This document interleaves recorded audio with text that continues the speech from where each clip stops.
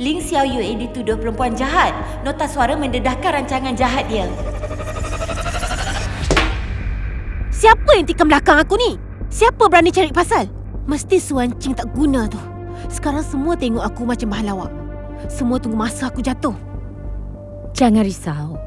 Nanti mak dedah gosip artis lain. Biar kes ni tenggelam. Tak ada orang akan ingat pasal hari ni. Takkan hilang kalau dah masuk internet? Macam mana Yue nak naik balik? Mak masih ada satu cara lagi. Kita cuba Presiden Yan Group, Yan Chen Chen. Yan Chen Chen? Kenapa dia nak tolong kita? Keluarga Yan dengan keluarga Gu kan musuh ketat. Gu Ting Feng tu duri dalam daging bagi dia. Lagipun 5 tahun lepas, kes pengubahan wang haram ayah dia, mak yang tolong selesaikan. Jadi, kita berpakat dengan Yan Group? Kamu ni salah seorang pewaris Lin Group kan? Asalkan kamu sanggup kahwin dengan dia, walaupun untuk nama je, harta kedua-dua keluarga, semua kamu yang akan dapat. Kena kahwin dengan dia? Memanglah seronok kalau dapat kahwin dengan lelaki yang kamu sayang. Tapi lagi berbaloi kahwin dengan yang boleh bagi segalanya. Kenapa pula dia nak percaya kita? Tak perlu buat dia percaya tentang cinta.